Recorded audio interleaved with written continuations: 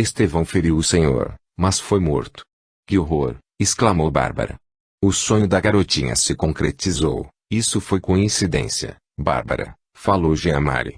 Esse fato agora não deve preocupá-la mais. Estevão cometeu um ato indevido, foi ferido e deve ter sangrado. Por favor, esqueça essa garota e sua premonição.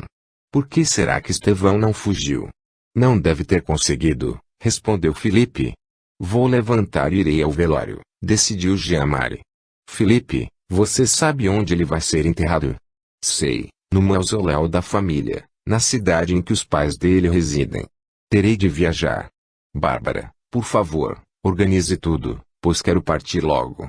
Foi tudo rapidamente organizado. Felipe retornou à sua casa, disse que ia ao enterro com a mãe. Jacó ia com Jean-Marie, e decidiram que as mulheres não iriam para evitar comentários. Todos ficaram muito tristes. Jean-Marie e Jacó chegaram à tarde no velório. Estevão estava, como sempre, muito bonito, mas com uma expressão séria, que não combinava com seu jeito de estar sempre sorrindo. Os pais estavam sofrendo e a mãe chorava muito. Jean-Marie ficou inconformada. Jovem, tão bonito e morto. Acabou. É muito triste ver acabar alguém a quem queremos tanto. Logo, esse corpo será esqueleto e depois pó. Nada restará do Estevão. Isso é muito deprimente. Ficou sabendo por comentários que o marido ultrajado, desconfiado, voltou da viagem antes do previsto e flagrou a esposa com o jovem amante. Poderia tê-lo matado naquele momento, porém o desafiou para um duelo e não quis esperar muito. Foi marcado para 1 hora depois. Estevão foi vigiado e não teve como escapar da luta. Não queria matar nem morrer, mas feriu o adversário, que revidou e o matou. O marido ferido foi para sua casa, expulsou a adúltera que, pelo flagrante da traição, não tinha nenhum direito. E ninguém soube para onde ela foi. Jean-Marie aproximou-se da mãe de Estevão e disse com sinceridade: sinto muito, senhora. Estevão hospedava-se sempre em minha casa, éramos amigos. Ele não me contou sobre essa aventura, no dia em que viajou deixou somente um bilhete avisando que viajaria. Se soubesse o que pretendia fazer, teria tentado impedi-lo. Sei disso, falou ela. Estevão me escreveu um bilhete, foram poucas linhas. Ele o fez na hora em que se preparava para o duelo. Meu filho me pediu perdão por me dar essa preocupação e contou que você sempre foi amigo e que não tinha nada a ver com esse encontro. Que me amava e que, se ele morresse, era para não sofrer. Mas como não sofrer? Estevão era jovem, lindo e agora está morto. Seu filho tem objetos na minha casa. A senhora quer que os envie? Não, respondeu ela. Faça deles o que quiser. Jean-Marie comoveu-se no velório. Não costumava chorar durante enterros, mas naquele foram muitas as vezes que lágrimas escorreram pelo seu rosto. Depois da cerimônia fúnebre, Jacó e ele retornaram à toca, estavam abalados. A morte é estranha. Foi tudo muito triste, exclamou Jean-Marie. Tudo acabado. Realmente é deprimente, concordou Jacó. Na toca, os dois repetiram tudo o que ficaram sabendo. Vamos ficar tristes hoje e amanhã, demarcou Catherine. Depois, vida normal. Sempre foi assim, nascemos e morremos. Concordaram. Os encontros naqueles 2 dias foram cancelados. Jean-Marie estava muito cansado, tentou dormir, mas não conseguiu desligar, deixar de pensar em Estevão morto, que o amigo acabará e que dele nada mais restava. O retorno de Estevão. Jean-Marie acordou cedo no outro dia. Levantou e foi para a sala de refeições tomar seu desjejum. A empregada estranhou e perguntou: aconteceu alguma coisa? Outra desgraça? Não, só acordei cedo, prepare o meu café. Bárbara tomou o desjejum com ele. Ateu querido, todos sentimos a morte de Estevão, mas a vida continua para nós. Não fique triste, você me pede o impossível, exclamou Jean-Marie abatido. Entristeço só em pensar que não verei mais o Estevão. Ele era muito alegre. Estava sempre falando de suas mimis. Vou ao quarto que ele ocupava para organizar seus pertences. A mãe dele não quer nada. Tem alguém dormindo no quarto que ele usava? Não, Estevão dividia o quarto com Cyrano, que está viajando, respondeu Bárbara. Vou lá. Bárbara o acompanhou. Estevão deixara poucas roupas, alguns livros e seu baú. Vou pegar as roupas melhores, falou Bárbara, e doá-las a Anatólio e Michel. Com umas reformas ficarão ótimas neles. Quanto aos livros, vou colocá-los na biblioteca. Verifique primeiro se não há nada dentro deles, pediu Jean-Marie. Bárbara folheou-os, nada encontrou. Saíram e Jean-Marie levou o baú de Estevão para seu quarto. Trancou a porta, pegou as chaves e abriu-o. Nele havia algumas joias e cartas de suas mimis. Essas missivas seriam alvo de chantagens, pensou Jean-Marie. Não me sinto à vontade para chantagear essas senhoras, mas vou guardar essas cartas, menos a da mãe de Felipe. Deixarei o baú de Estevão vazio. Bateram na porta, ele abriu, era Bárbara. Fiz tudo o que me pediu, ateu. Devo fazer mais alguma coisa? Não, Bárbara. No baú de Estevão havia umas joias que vou guardar. Você ainda lembra como se abre meu cofre? Claro que sim, mas nunca o abri, respondeu Bárbara. Eu sei, notaria se alguém mexesse nele. Porque confiou em mim. Quis saber. Poderia ter mostrado a Jacó. São amigos de muitos anos. Ele é confiável e fiel. Eu a escolhi e pronto, respondeu Jean-Marie. Numa necessidade, abra e pegue tudo. Nunca tem muito dinheiro, gastamos bastante. Há documentos e, quando não necessitarmos mais deles, devem ser destruídos. Agora vou fazer uma visita. Volto para o almoço. Jean-Marie pegou um envelope e saiu. Foi à cidade, na casa de Felipe, a mãe dele o recebeu. Felipe ainda está dormindo, explicou a senhora. Quer que eu acorde? Não, respondeu Jean-Marie, vim mesmo conversar com a senhora. A mãe de Estevão não quis os objetos dele que estavam em minha casa. Fui organizá-los e encontrei isto, que lhe pertence. Mas ele me garantiu que tinha destruído essas cartas e bilhetes. Exclamou a senhora trêmula e pálida. Agora poderá fazê-lo, falou Jean-Marie. Obrigada. Ela pegou o envelope, escondeu-o rapidamente num bolso da sua saia.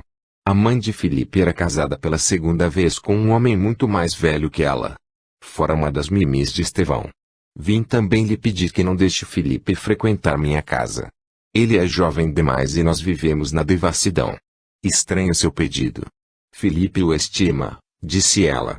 Eu também lhe quero bem, falou Jean-Marie. Meu marido, o padrasto dele, não o tolera. Meu filho é infeliz nesta casa. Por que a senhora não tenta afastá-lo daqui? Será que ele não pode viajar, passar uns tempos na casa de parentes? Felipe sentiu muito a morte de Estevão. Os dois eram amigos. Agora já vou, não quero demorar. Agradeço-lhe novamente. À tarde, Felipe foi à toca e reclamou para os amigos, minha mãe quer que eu vá passar uns tempos na casa do meu tio paterno. Não quero ir. Você não me hospedaria, Jean-Marie? Por favor, quero vir para cá e ficar com as mimis de Estevão. Comentários, risos. Jean-Marie falou sério. Felipe, você é muito jovem. Como vimos, Estevão não se deu bem com uma de suas mimis. Esqueça isso. Maridos traídos são perigosos. Acho que sua mãe está certa. Vá passar uns tempos com seu tio e depois volte. Aceito você aqui quando fizer 20 anos. 20 anos? Falou Felipe indignado. Ainda faltam 2 anos para eu completar essa idade. Estevão veio para cá mais novo, com 16 anos. Por favor, ateu, deixe-me ficar aqui. Não, decidiu o proprietário da toca. Felipe, gosto de você e quero que lhe suceda o melhor. É bom, antes de escolher o que quer, que conheça outras formas de viver. Seus tios são boas pessoas, moram numa cidade litorânea, um lugar muito bonito, passe uns meses lá. Vamos combinar, 6 meses. Se não tiver gostado, volte e hospedarei, mas esqueça as mimis, é perigoso. Não quero outro assassinato. Você promete que, se eu voltar após 6 meses, vai me deixar morar aqui? Perguntou Felipe. Sim, estamos combinados, falou Jean-Marie. Já que há para ir, vou logo, disse Felipe. Parto na semana que vem. Vocês irão a Paris e à casa do meu tio. Quando Felipe saiu, Catherine comentou, ateu, por que dispensou o garoto? Nosso grupo logo será somente de velhos se não aceitarmos jovens. Felipe ficará bem com o tio paterno, respondeu Jean-Marie. O padrasto não gosta dele e receio que ele queira ficar conosco para se ver livre da família. Isso não é certo. Quando voltar, se voltar, poderá ficar conosco. Disse bem, concordou Jacó, se ele regressar, porque o tio dele tem 2 filhas na idade de casar que são muito bonitas. Talvez Filipe se case e fique por lá. É melhor que termines e correr riscos, opinou Bárbara. No outro dia, Anne acordou inquieta e contou aos amigos o sonho impressionante que teve com Estevão. Sonhei que escutei um barulho, levantei e encontrei Estevão na sala de jantar. Ele me olhou apavorado, estava com a mão direita no peito, parecia que queria estancar o sangue do ferimento. No sonho, eu gritei e acordei tremendo, suando, com o coração disparado. Foi horrível. Ninguém comentou, parecia que a cena era real para todos. Jean-Marie levantou-se e foi à biblioteca, sentindo-se observado, e olhando para sua direita viu Estevão, como Anne o descreveu. A visão durou segundos. Jean-Marie estremeceu, tentou se acalmar e falou para si mesmo. As visões, pensamentos. As mesmas de Hugo. Não quero vê-las. Estevão morreu e acabou. Foi reunir-se ao grupo e não comentou a visão. Dias após a morte de Estevão, Fernão viu, da varanda, quando Estevão chegou à toca. Estava perturbado, ferido, apavorado, sem compreender que seu corpo físico morrera, queria que os amigos o socorressem. Ao chegar à varanda, viu Fernão, achou que era um empregado, não o cumprimentou e entrou na casa. O desespero do recém-desencarnado foi maior ainda quando percebeu que os amigos não o viam. Estevão achou que eles fingiam não vê-lo, não queriam falar com ele e que não o socorreriam. Ele gritou desesperado até se cansar, desculpem-me. Não me puram. Por favor, me socorram. Sei que teria de fugir do duelo, mas não consegui, homens me vigiavam. Não se zanguem por eu ter viajado sem falar com vocês. Fui imprudente. Falem comigo. Respondam. Estou ferido, chamei um médico. Ajudem-me. Não me tratem desse modo. Sou eu, Estevão, o amigo de vocês. Não me castiguem. Ajudem-me. Nada. Ninguém o atendeu porque não o viam nem o escutavam. Estevão ficou na sala de jantar. Sobre a mesa havia restos de alimentos. Ele quis se alimentar e sentiu que o fez. O não entendimento, a ilusão de um desencarnado que não aceita a morte de seu corpo físico, é tão forte que ele continua tendo reflexo das necessidades que tinha antes, inclusive dores. Estevão achava que só fora ferido e não entendia por que os amigos não o socorriam. Anne estava dormindo, seu espírito havia se afastado do corpo adormecido e andava pela casa. Quando viu Estevão, apavorou-se, voltou rápido para o corpo e acordou. Todos tiveram a sensação de que o amigo estava ali, mas não entendiam o que se passava. Jean-Marie era médium, viram por instantes e o repelira. Estevão estava sofrendo muito. Fernão quis ajudá-lo e, ao mesmo tempo, livrar o grupo de sua presença, mas não sabia o que fazer, então chamou o Frei Damião, que veio atendê-lo. O Senhor, que é bondoso e tem o objetivo de pagar o mal com o bem, mas que usa uma estranha matemática, não quer nos ajudar. De fato, Fernão, respondeu o Frei, tem o mesmo objetivo de fazer o bem. Mas minha matemática não é estranha, nem sabia que usava matemática na minha vida. Ora, disse Fernão em tom irônico, não foi o senhor que me disse que pagar o mal com o mal aumenta ainda mais a maldade. Então é uma soma. Não falou também que ficar indiferente é uma crueldade recebida, ela continua, fica assim um saldo negativo. Que somente anulamos a maldade com o bem e, ao fazermos um ato bondoso, temos o positivo, e se fizermos mais ações edificantes o positivo se multiplicai. Parece, Fernão, que tem pensado no que falei a você e que tirou de tudo o que disse uma boa conclusão. Mas por que me chamou? Quero que ajude Estevão. Será que poderia levá-lo para um local para ser medicado, Fernão? Explicou o Frei Damião. Todos nós ao desencarnarmos recebemos o que merecemos. Ajuda e socorro são para os que fizeram jus. Estevão acredita que ao morrer tudo se acaba, que nada mais existe e está muito confuso. O senhor não pode fazer nada para auxiliá-lo? For que não faz você? Se quer ajudá-lo, faça e não peça a outro o que você pode e deve fazer. É fácil deixar para outrem aquilo que nos cabe executar. Eu não sei como, se eu soubesse, o faria, falou Fernão, na defensiva. Como não sabe? Ei médico, fui médico quando encarnado. Todos nós, quando queremos, podemos ajudar, afirmou Frei. Ainda mais Estevão, que acha que ainda está encarnado. Faça um curativo nele, converse com ele e, aos poucos, diga que estava errado, que nada acaba com a morte do corpo físico, que Deus existe, que ele deve orar, pedir por ajuda aí, se não vai ajudar, disse Fernão, é melhor ir embora, não precisa aconselhar. Frei Damião desapareceu. Fernão entrou na casa e encontrou Estevão chorando, deitado num sofá. Estevão, falou Fernão, vim ajudá-lo. Estevão olhou para Fernão e perguntou, quem é você? Sou médico. Deixe-me ver o seu ferimento. Fernão, então, quis muito que sua maleta estivesse ali, consigo, a que usava quando estava encanado e onde guardava materiais para curativos, remédios. Quando se deu conta, sem entender como, a maleta estava ao seu lado. Fernão a plasmara pela vontade.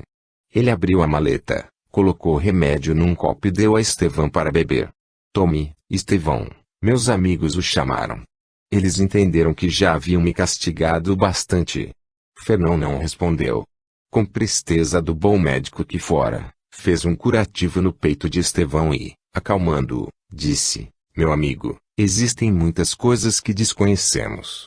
Você foi muito ferido, deve dormir, descansar.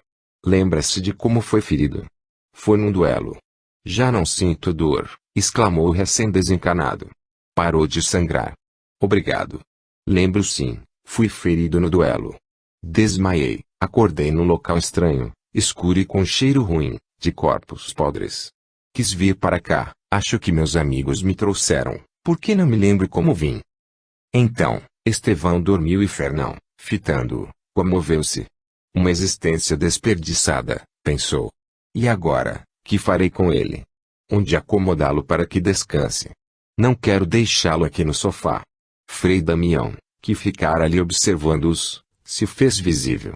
Avisando os desencanados que ainda não têm a compreensão do perdão, do amor a todos, é limitada para enxergar a matéria e outros iguais a eles. Diferem dos que almejam o bem. Espíritos bondosos vêm a todos, mas só são vistos pelos outros quando querem. Fernão, chamou Frei, você está vendo esta escada? Subindo uns degraus, estará num quarto onde poderá acomodar Estevão. Nunca vi essa escada. Não faz parte da casa ou da construção, falou Fernão admirado. É uma construção paralela, explicou o antigo sacerdote. Usamos desse recurso na espiritualidade para fazer nossos abrigos, cidades, locais onde nós desencanados moramos. Fernão acompanhou-o, subiram uns degraus, Frei Damião abriu uma porta e entraram num quarto simples, contendo uma cama, uma mesa e duas cadeiras. Parece ótimo, exclamou Fernão. Quando ia agradecer, o Frei já havia desaparecido. Fernão voltou à sala, pegou com cuidado Estevão e o levou para o leito, acomodando-o. E agora, que faço? Perguntou Fernão a si mesmo. Acho que devo cuidar dele, é o que vou fazer. Voltou à sala e viu que sua maleta continuava ali, pegou-a contente. Não vou mais me separar desta maleta, vou levá-la ao quarto onde Estevão está e a deixarei em cima da mesa. Pensei que houvesse esquecido o que aprendera na medicina, mas vejo que não.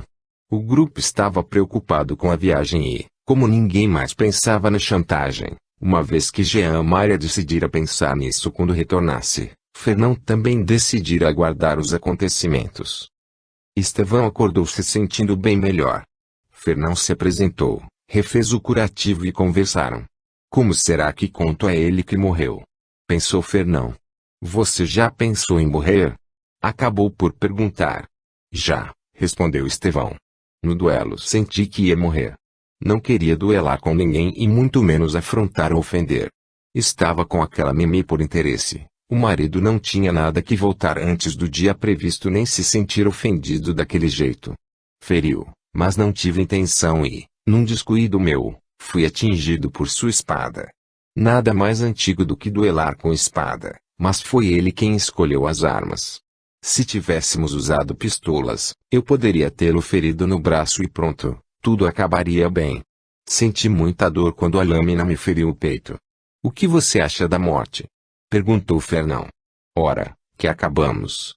E se não fosse assim? Se continuássemos vivendo? E se apenas o corpo físico morresse e pudéssemos ter um outro parecido e, assim, continuássemos a viver? As outras pessoas, amigos e parentes não nos veriam nem nos ouviriam porque estaríamos vivos de maneira diferente. Será que isso é possível? Complicado demais. Você entende o que falou? Se o que disse for verdade é revolucionário. Estranho, você sabe explicar o que seus amigos estão fazendo com você? Perguntou Fernão. Estevão ficou pensativo. E, por uns dias, Fernão cuidou dele com dedicação, entendeu que ainda amava muito sua antiga profissão, era prazeroso clinicar, sanar dores. Estevão às vezes chorava por sentir dores, por se sentir sozinho e abandonado. Numa manhã de sol, Fernão ajudou a se levantar, desceram as escadas. Vou levá-lo ao jardim, é bom que tome sol, explicou Fernão. A casa estava silenciosa, a maioria de seus moradores havia viajado. Os dois viram Bárbara sentada num banco do jardim. Bárbara. Veja. Estou me recuperando, gritou Estevão. Bárbara não se mexeu nem olhou para ele. Por que isso? O que aconteceu? Perguntou Estevão ao Fernão. Você já pensou que ela pode não estar vendo você? Bárbara, minha amiga, por favor, fale comigo, rogou o recém-desencanado. Estevão aproximou-se dela, quis pegar seu braço, não conseguiu, passou a mão na frente de seu rosto, ela continuou inerte, em silêncio. Ela realmente não está me vendo. Que situação? Por que será? Estevão perguntou, amedrontado, e começou a chorar. Você lembra do que eu lhe disse? Indagou Fernão. Quando o corpo físico morre, o espírito pode usar outro corpo e achar que continua como era, mas, na verdade, está totalmente diferente. Você quer me dizer que no duelo eu morri? E que não acabei? Então é verdade que existem assombrações, almas penadas? Eu morri, amigo. Por que você me veio e fala comigo? Porque eu também morri, só que faz tempo. Estevão sentou-se em outro banco, longe da amiga e chorou alto. Seu pranto era sofrido, amargurado. Estávamos errados, então? Quem foi o infeliz que nos motivou a não acreditar em nada? Gritou Estevão. Fernão, pela primeira vez, sentindo o peso de seus atos, respondeu baixinho, nós acreditamos no que queremos, ninguém nos obriga a acreditar em nada. Deus então existe. Cadê ele? Não vou vê-lo. Isso eu não sei responder, falou Fernão. Eu morri, não vi e acho que ninguém o viu. A certeza que tenho é que não somos julgados por Deus quando morremos. Esse julgamento não existe, parece que somos nós que nos julgamos, inimigos também podem nos julgar ou castigar. Não tive desafetos e pelo jeito você também não. Já vi quem teve inimigos sofrer com as vinganças.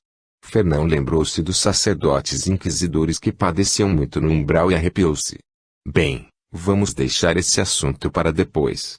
Aqui, na espiritualidade dizem que Deus não tem forma, é a luz, é o princípio de tudo e está dentro de nós. Estevão prestou atenção na explicação de Fernão, parou de chorar e perguntou receoso, e agora, o que faço? O que quer fazer? Indagou Fernão. Primeiro, quero me desculpar com Deus. Segundo, não quero ficar assombrando ninguém. Quero ir para o lugar onde vão os mortos. Estevão voltou a chorar e Fernão não sabia como atendê-lo. Pensou em Frei Damião e ele se fez visível aos dois.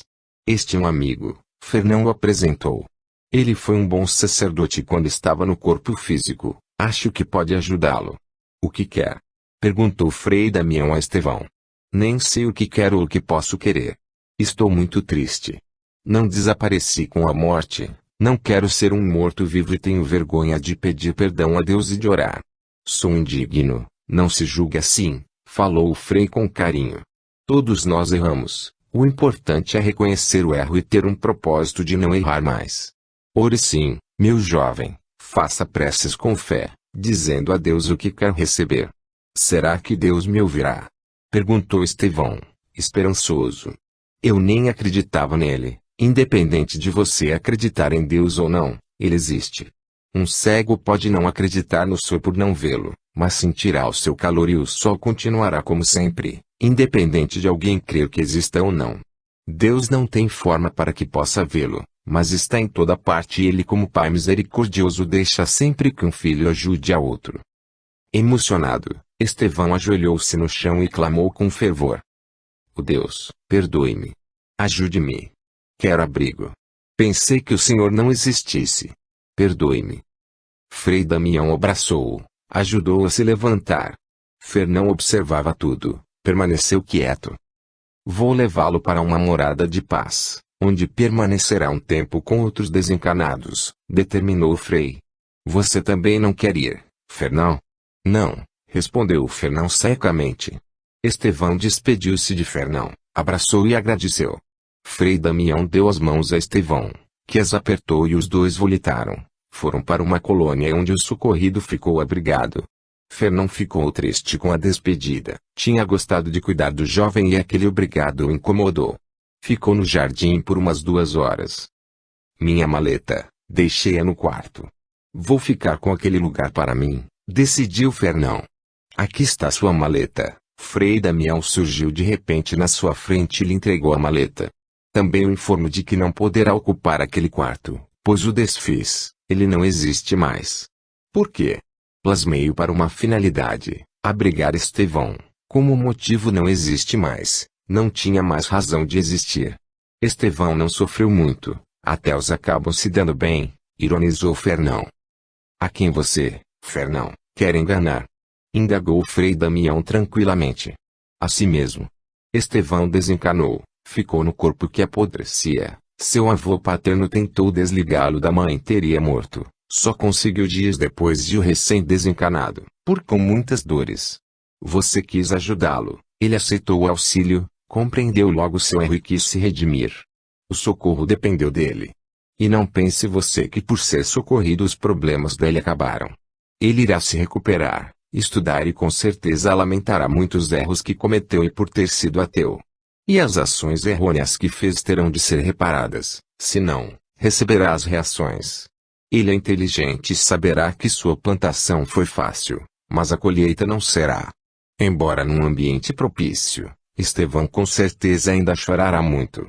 Desperdiçou uma encarnação, perdeu a oportunidade de aprender, cometeu atos indevidos. Frei Damião fez uma pausa e, como Fernão prestava atenção, voltou a falar: "Estevão não foi má pessoa, foi um inconsequente. Ser ateu foi mais um rótulo e não algo realmente sentido. Não se iluda, amigo, ateus perturbam-se muito com a mudança de planos, porém são os atos que mais pesam.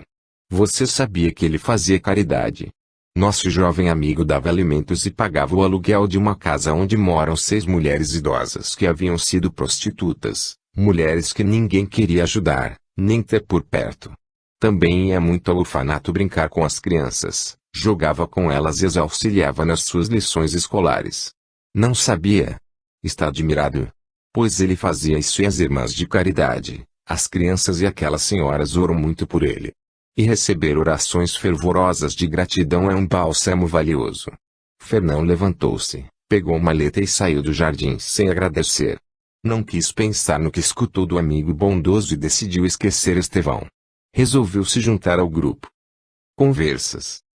A toca parecia não ser a mesma, embora Caterine determinasse que ficariam tristes por apenas 2 dias. O grupo continuou entristecido, mesmo com os saraus, jogos e encontros. Quando se reuniam, principalmente quando estavam somente eles, a conversa começava animada, mas depois falavam de si, de suas recordações. Naquela noite, depois de um encontro para jogarem cartas e os convidados terem saído, ficaram conversando. "Gosto muito desses momentos, somente em nós, de nossas conversas, são os melhores de minha vida", exclamou Bárbara. "Somos homogêneos em nossos ideais. Para mim, essas conversas também são agradáveis", concordou Jean-Marie. "Anne, você não tem saudades de seus filhos?" perguntou Joana vendo a amiga quieta com um olhar distante. "Tenho sim", respondeu ela, "mas não quero vê-los. É melhor que continuem acreditando que estou morta. Como dizia minha avó, cabeça que não pensa, o corpo é que padece. Errei e pago por esse erro. Não pensei nas consequências e me dei mal." Como todos prestavam atenção, Anne continuou a falar: "Não amava meu esposo, mas gostava demais dos meus filhos. Casei obrigada, nossos pais decidiram por nós e o casamento foi marcado. Meu marido tentava ser agradável, mas nossa vida era uma rotina, não me queixava, meus filhos me entretinham. Foi quando conheci um parente do meu marido, um francês, que se hospedou por uns tempos em nossa casa. Apaixonamo-nos, eu pelo menos o amei. Meu esposo desconfiou, então resolvemos fugir.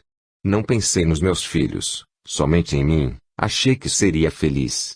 Fugimos, mas antes peguei as joias e todo o dinheiro que tínhamos em casa. Viemos para a França. Ao chegarmos em território francês, meu amante já não era o mesmo, parecia arrependido e ficamos viajando. Passando por aqui, nos hospedamos, à noite, no hotel na cidade e, quando acordei no outro dia, não o vi mais. Ele partiu e levou tudo, deixando-me somente com algumas roupas e um bilhete se despedindo e informando que a hospedaria estava paga por 3 dias. Fiquei desesperada, não sabia o que fazer. Para me alimentar e ter onde dormir me prostituí. Um dos meus amantes me trouxe numa festa na toca. Conheci vocês e, quando o hotel me convidou para ficar aqui, foi uma alegria. 3 anos depois de ter fugido, soube por um dos nossos convidados que meu ex-marido disse a todos que morri, que havia feito uma viagem para cuidar de uma parenta doente, que fiquei doente e faleci. Ele casou-se com uma boa moça, eles se amam e ela é boa madrasta para meus filhos.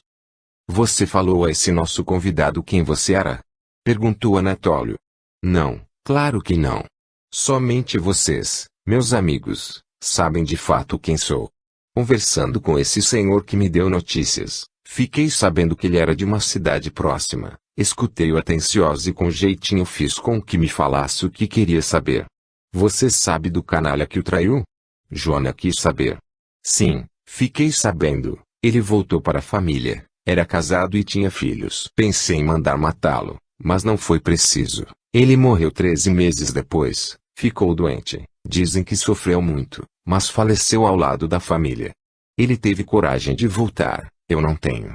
Abandonei meus filhos. Eles devem ter sofrido. Eram pequenos e agora eles devem ter me esquecido. Não é justo que eu volte e os faça sofrer novamente e, pior, que sintam vergonha de mim. Depois, se eu voltar lá com certeza meu ex-marido me matará. Acho que você está certa, Anne, opinou Jean-Marie, já que saiu da vida deles, é melhor que continuem pensando que morreu. Não tenho medo do castigo depois da morte, disse Anne, porque não há continuação de vida, mas existe o retorno. E existe mesmo. Fui irresponsável, traí, roubei e logo depois fui traída, roubada. Fiquei sozinha e saudosa dos meus filhos que espontaneamente deixei. Meu amante também teve o retorno de seus atos errados, ficou doente, sofreu muito e nem aproveitou o dinheiro que roubou de mim. Não sei se isso acontece, se recebemos o retorno do que fazemos, opinou Catherine. Comigo não aconteceu ou pelo menos ainda não vi o retorno de quem me prejudicou. Amava muito meu pai, era filha única e sofri muito quando ele morreu, tinha 10 anos. Minha mãe logo se casou novamente. Meu padrasto, um sujeito horroroso, me estuprou quando tinha 14 anos e em vez de mamãe me defender, acusou-me de tê-lo seduzido e me expulsou de casa. Que horror! Você não pensou em se vingar? Perguntou Joana. Quando tudo aconteceu, respondeu Catherine, eu era inexperiente e sofri muito. Não tinha para onde ir, tentei arrumar emprego, mas não sabia fazer nada e acabei me prostituindo. Jovem, bonita, fui bem tratada, ganhei dinheiro e então pensei em castigá-los, mas, religiosa, preferi deixar que Deus o fizesse. Mas Deus não os castigou, já que não existe. Eles vivem bem, gastando o dinheiro que meu pai nos deixou. Quando conheci vocês, convidada a passar uns dias aqui, gostei muito da toca e fui ficando. Amo vocês. Ter amigos é muito bom, é um tesouro precioso. Agora poderia me vingar, o Monsenhor me faria isso facilmente, acho, porém, que não devo dedicar a eles nenhum minuto do meu tempo, eles não merecem. Para que perder horas com aqueles dois? Prefiro cuidar de mim, de vocês de excluí-los por completo de minha vida e pensamento. O Monsenhor faz realmente tudo por você. Catherine, você não se encabula ao pensar que ele lhe dá presentes com dinheiros da igreja? Perguntou Jacó. Nem um pouco. respondeu Catherine. Dinheiro é dinheiro, não importa a fonte. A igreja é uma instituição como outra qualquer e o dinheiro não é de Deus. Se Deus existisse, tivesse criado todo o universo, seria o dono e não precisaria do nosso dinheiro. É um absurdo pensar que o Criador necessita de algo de suas criaturas. Dar dinheiro a Deus é o horror dos horrores, uma enganação. Mas dá quem quer e quem recebe faz o que quer. Será que para esse ato infame de enganar não existe o retorno? Perguntou Anne. Se Deus existisse, talvez houvesse retorno, respondeu Catherine. Pois eu acho que todos os que abusam, opinou Anne, principalmente da boa vontade do próximo, um dia necessitarão de ajuda e não a encontrarão. Talvez as leis do universo também regulem os usos e abusos. O universo é fantástico, algo que impressiona. Se não foi Deus quem o fez, como será que apareceu tudo isso? Perguntou Jacó. O universo apareceu e pronto, exclamou Jean-Marie. Um dia a ciência explicará com detalhes tudo o que queremos saber. A ciência explicará, repetiu Jacó, mas se juntar todos os detalhes e acabar sem solução? Ou se desse estudo detalhado restar somente uma resposta, Deus? Diremos então, estávamos errados e Deus existe, disse Jean-Marie rindo. Mas com certeza não será esse Deus que os religiosos pregam, se essa divindade existir, deve ser diferente. Alguém que possamos compreender pelo raciocínio lógico e não pela crença, sem explicações. Vamos mudar de assunto. E nossa viagem? Você, Emília, vai na frente. Vamos sim, ateu, respondeu Emília. Depois de amanhã, irei com Joana, Anne e Maurícia. Organizaremos a casa e esperaremos por vocês. Iremos no final da semana, resolveu Jean-Marie. Jacó, você irá? Decidi ir, respondeu Jacó, mas ficarei somente uns dias, vou verificar melhor o nosso assunto, quero obter algumas informações. Como Catherine vai ficar somente uns dias, voltarei com ela. Bárbara, você não quer ir mesmo? Perguntou Emília. Ficará sozinha na toca. Vou aproveitar para ajudar mais o orfanato, depois será por pouco tempo que desfrutarei da solidão, já que Victor e Francesca vêm passar uma semana aqui. Cuidado, Bárbara, aconselhou Jean-Marie, feche bem a casa e não atenda ninguém, vou pedir a Geraldo e José para vigiarem a toca. Com tudo acertado, iam se recolher para o descanso, quando um empregado do barão veio dar uma notícia. Jean-Marie viu o homem aflito. Mandou que entrasse na sala e todos escutaram. Vim avisar os senhores que a baronesa faleceu. Como? Por quê? Perguntou Joana admirada. Ela é jovem e parecia tão saudável. Não sei ao certo, senhora. Parece que foi o barão que a matou, respondeu o empregado. O quê? Admiraram-se todos. Obrigado, bom homem, disse Jean-Marie. Já estamos avisados, receba esta gratificação. Aconselho a não comentar com os outros vizinhos o que nos contou, diga somente que a baronesa faleceu. Sim, senhor, farei o que me aconselha, contei aos senhores porque Michel sempre me paga por notícias. Recebi ordem para dizer que a baronesa morreu engasgada. O empregado pegou rápido o dinheiro oferecido e saiu. O que será que aconteceu? Perguntou Catherine. O barão e a baronesa viviam bem, os dois eram liberais, sabiam dos amantes um do outro. Victor não vai gostar, perdeu o amante e terá de arrumar a outra. E agora, o que faremos? Homens. Esposos que se acham donos, exclamou Maurícia. Maurícia, esquece o que aconteceu com você, aconselhou Joana. Quando penso que esqueci, algo acontece e a raiva vem à tona, falou Maurícia. Não quero sentir mágoa, mas infelizmente ainda sinto. Que me adiantou ser muito certinha. Menina ainda, aprendi a cozinhar, bordar, fui educada para ser boa esposa. Era muito religiosa, não pecava, fazia tudo o que me era recomendado.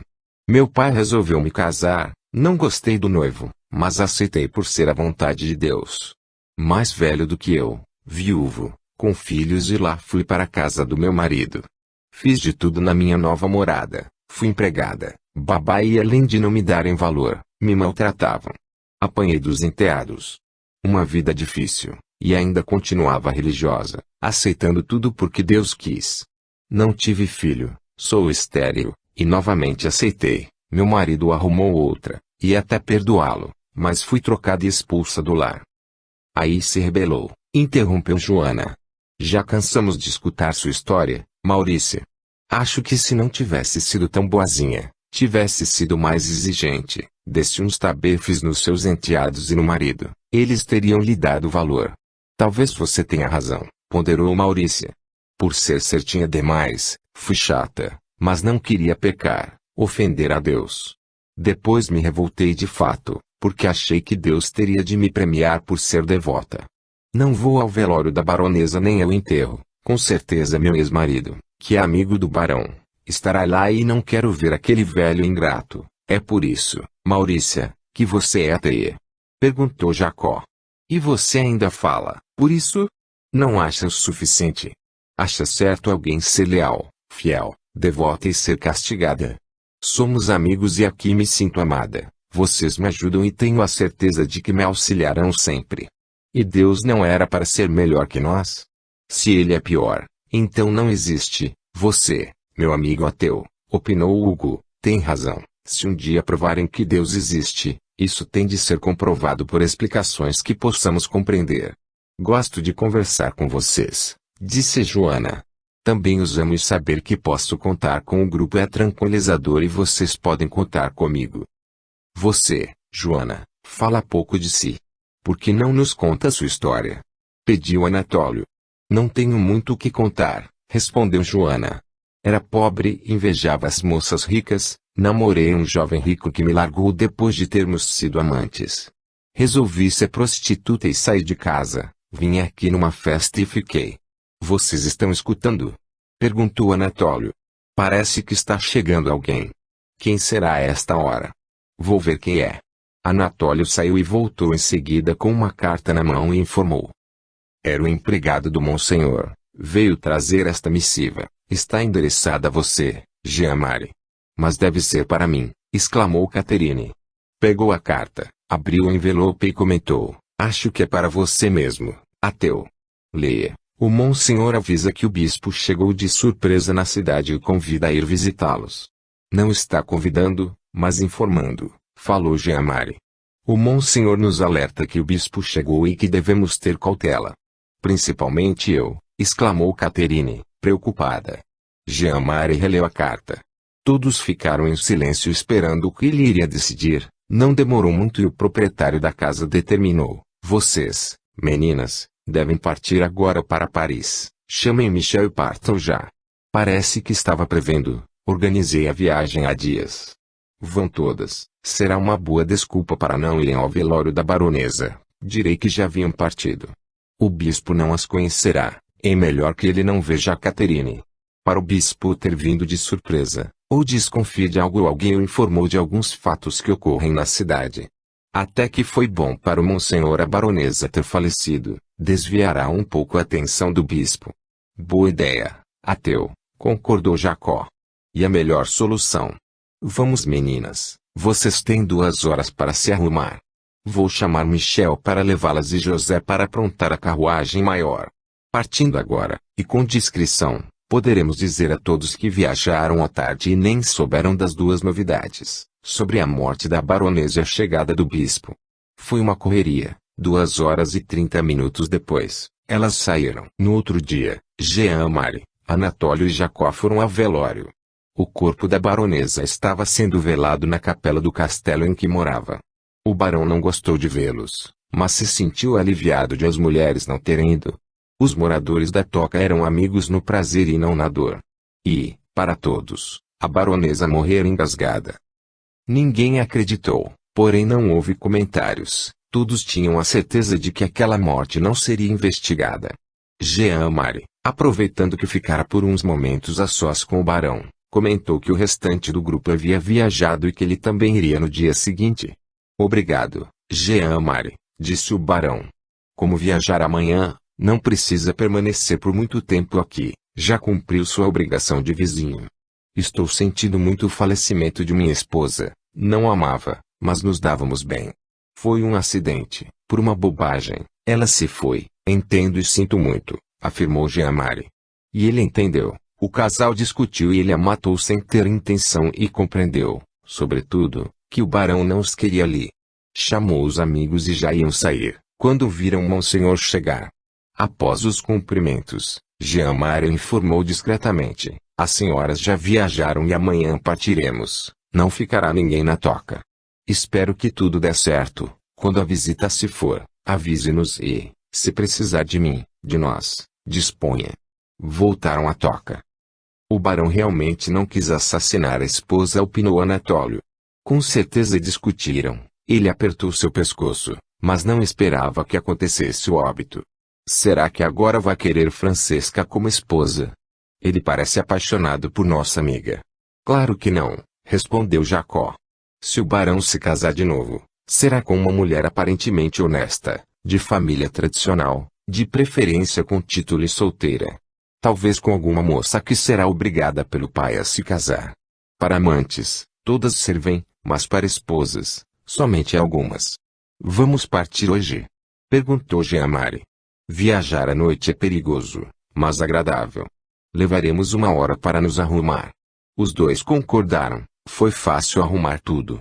Anatólio, preocupado com Bárbara, recomendou várias vezes: não vá ao orfanato sozinha. Peça ao José ou Geraldo para acompanhá-la e não volte sem que algum deles vá buscá-la. Se quiser, durma por lá. Feche a casa e não abra a porta para ninguém. Bárbara sorriu concordando. Partiram, e ela ficou sozinha. Fernão não quis acompanhá-los naquele momento, preferiu ficar. Paris. Os três dormiram a maior parte da viagem. Chegaram a Paris um dia depois delas. As garotas, que não os esperavam, se surpreenderam. Ainda não deu tempo de arrumarmos a casa. Por que vieram antes? Perguntou Emília. Achamos melhor virmos antes também, respondeu Jean-Marie. Não tem importância, Emília, que a casa não esteja arrumada. Vamos organizá-la todos juntos. E 2 dias depois, receberam visitas e visitaram amigos. A programação social era intensa e sempre que eles iam a Paris ficavam encantados com as novidades. Saudosos das belezas daquela cidade, passear pela metrópole, se inteiraram das fofocas. Caterine estava mais discreta. Jean-Marie chegou até a pensar que era por causa do Monsenhor, mas descobriu que era por Michel. Os dois pareciam muito enamorados. Caterine, disse Jean-Marie, quero lhe pedir para prestar atenção no que faz. Gosto de Michel, ele é um empregado fiel, jovem simples e a ama. Temo pelo que o Monsenhor possa fazer se descobrir que não é amado e que é traído. Ele descontará sua ira em Michel. E você, poderá fazê-lo feliz? Ou melhor, será feliz com um amante sem posses financeiras? Tenho pensado muito nisso, ateu, respondeu Caterine. Nunca me interessei por nenhum homem como me interesso por Michel. Como sabe, fui apaixonada por você, mas não deu certo e achei então que não iria mais me apaixonar. Queria que Monsenhor enjoasse de mim e não me quisesse mais. Tenho também medo que ele descubra e faça alguma maldade a nós, mas Michel não teme e até quer se casar comigo. Você é capaz de ser de um homem somente? Perguntou Jean-Marie. Não sei, estou confusa. Vou esperar que o Monsenhor me escreva para voltar à toca. Vou aguardar os acontecimentos. Talvez ele desista de mim com medo do bispo. Ateu, você está sabendo do envolvimento amoroso de Emília? Parece ser sério. É um senhor distinto, ateu também, e acho que irão se casar. Que será que está acontecendo? Nosso grupo está tendo perdas. Suspirou Jean-Marie. E a vida, meu querido, uns vão e outros vêm, ironizou Caterine. As festas foram um sucesso. Pessoas bonitas, bem vestidas, mas Jean-Marie não estava entusiasmado como antes. Cansava-se das conversas. Irritava-se com as ironias e demonstrou cansaço nas 2 festas em sua homenagem.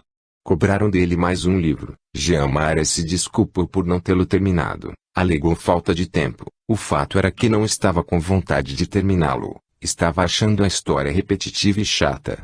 Mas prometeu acabá-la logo. Jantaram somente eles, e Joana perguntou preocupada: o que está acontecendo com você, ateu? Está doente? Antes, nunca o vi assim desanimado. Não se entusiasma nem com o seu assunto preferido, o ateísmo. Não estou doente, afirmou ele. Não sinto dor nem indisposição. Não sei explicar o que está me acontecendo. Sinto falta de algo, de alguém e não sei quem é. Será de Bárbara? Da Toca? Ou de Estevão, nosso amigo, que nos deixou tão recentemente? Perguntou Joana. Não sei, parece que não é de nenhum dos três. Jean Maria não sabia, mas era de Fernão que ele sentia falta. O espírito obsessor não fora com eles, ficara na Toca cuidando de Estevão. Acostumado a trocar em energias, afastados, Jean Maria sentiu falta. Tenho escutado comentários sobre o duelo em que Estevão morreu, falou Jacó. Dizem que foi um assassinato, já que o marido traído treinava muito com a espada, o esporte de que gosta. Outros comentam que ele até deu uma chance ao nosso amigo, pois poderia ter matado Estevão e a esposa no momento em que os pegou no seu quarto. Soube que o marido traído está se recuperando em sua casa e a ex-mulher foi para longe, porque nenhum parente a quis por perto. Fiquei sabendo de muitos outros escândalos e traições. Não sei por que tem de haver mortes por traições, opinou Joana. O traído, ou a traída, deveria ignorar o trair também. Nós devemos prestar mais atenção nos traídos inconformados. Devemos nos precaver, concordou Anatólio. Tenho notado que alguns maridos ciumentos têm nos observado atentos. Ateu, também notei que você está triste. Posso fazer algo por você? Obrigado, não preciso de nada. Como expliquei para Joana, não sei o que sinto. Estou inquieto, mas vou participar dos compromissos sociais programados e me esforçarei para me animar ou parecer entusiasmado. Um empregado entregou uma carta a Jean Marie. É de Bárbara, exclamou Jean Marie, abrindo-a. Nossa amiga nos dá notícias. Tudo certo na Toca. Diz também que Victor e Francesca estão lá, que o barão não apareceu e que os dois vão antecipar a volta porque estão com medo do bispo. O superior religioso está pressionando e investigando o Monsenhor, fazendo muitas perguntas a todos e os moradores da cidade se sentem inseguros. Diz também que é para Caterine não voltar. Manda abraços. Eu é que não volto enquanto o bispo estiver por lá, afirmou Caterine. Não voltaremos, minha querida. Será melhor retornarmos depois que o bispo for embora, determinou Jean Marie. Eu voltarei antes, avisou Jacó. O que você está fazendo, Jacó? Está estranho. Investiga algo? Perguntou Anne. Sim, respondeu Jacó, estou trabalhando para o nosso sustento. Jean Marie, estamos com pouca reserva financeira, estamos gastando muito. Nosso dinheiro será o suficiente para a festa de amanhã e para nos alimentarmos por uma semana. Fomos convidados a passar uns dias na residência do coronel. Acho melhor aceitarmos, opinou Joana. E todos nós vamos nos empenhar para obter algum recurso. Vamos aceitar mais convites. É isso mesmo, concordou Jean Marie. Iremos aceitar mais convites do que fazê-los. Jacó, você tem obtido sucesso nas suas investigações?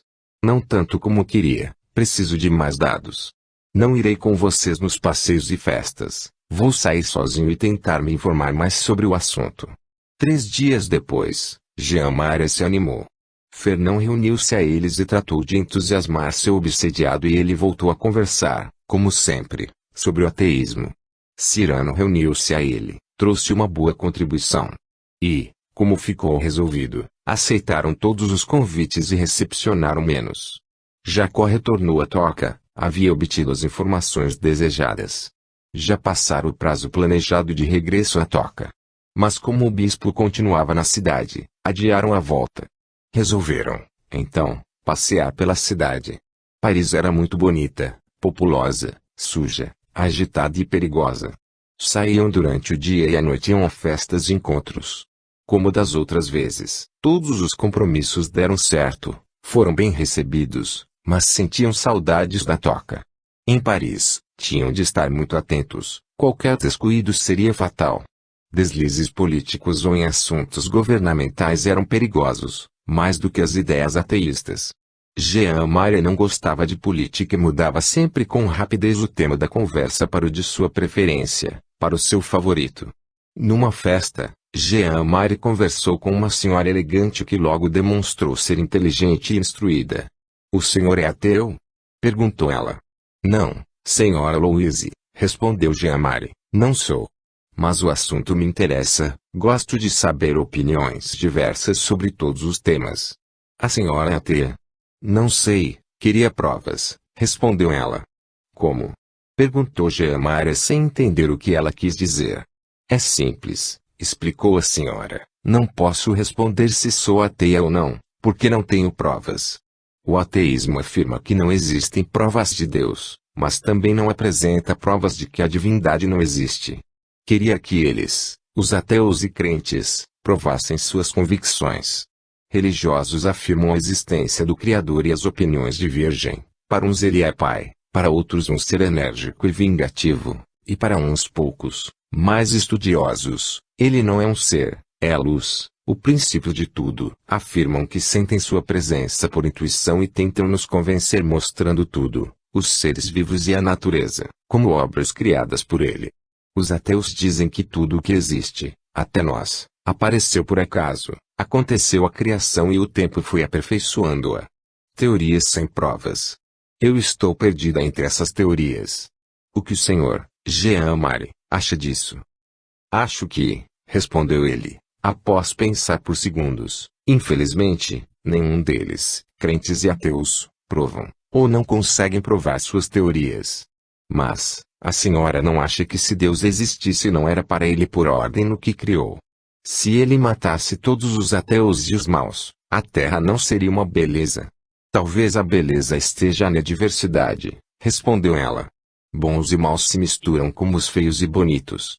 Os homens já tentaram fazer essa separação. A Inquisição assassinou, e ainda assassina, muitas pessoas e não adiantou nada.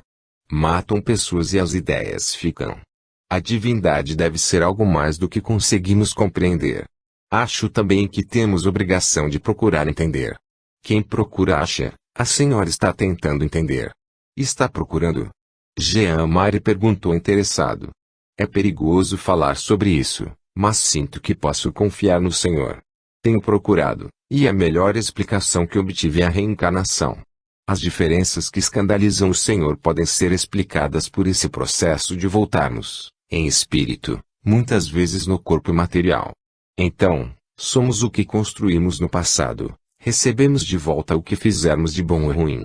O Senhor sabia que no cristianismo antigo, primitivo, a reencarnação era algo tão certo que eles nem discutiam. Foi num concílio, e por motivos fúteis, que simplesmente aboliram a crença nessa volta do espírito a corpos físicos diferentes. E Deus não interferiu nessa decisão dos homens? Perguntou Jean-Marie, com leve ironia. Os homens já pensaram muitas coisas, acharam outras tantas e com o passar dos anos mudaram de opinião muitas vezes.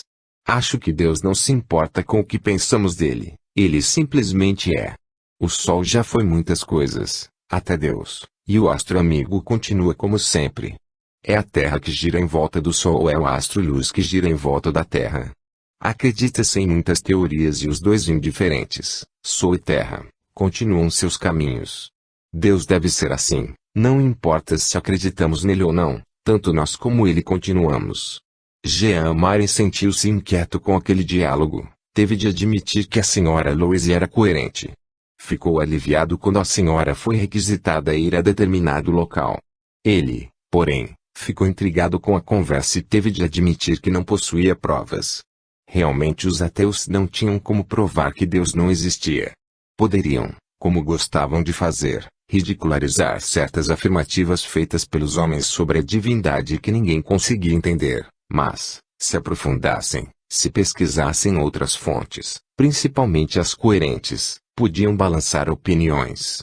Decidiu não pensar sobre o assunto, estava bem com suas convicções, era maravilhoso não se achar pecador e não temer o castigo do inferno. Foi um alívio para todos quando receberam uma carta de Jacó informando que o bispo fora embora. Vamos partir, decidiu Jean-Marie. Deixemos tudo pronto para irmos depois de amanhã. Como já tínhamos combinado, iremos à festa do Senhor Josefa amanhã à noite. Jean-Marie, disse Emília, não retorno com vocês. Meu pretendente me pediu em casamento e aceitei. Vão mesmo se casar? Perguntou Anatólio. Será como se fosse, respondeu Emília. Vamos morar juntos. Vou alugar esta casa e irei morar na casa dele que é pequena, mas ideal para nós dois. Depois, mandarei alguém pegar o resto de minhas coisas que ficaram na toca. Sinto por uma coisa, Não poder hospedá-los novamente quando vierem a Paris. Necessitamos do aluguel desta propriedade para vivermos. Você tem certeza de que é isso que quer, Emília?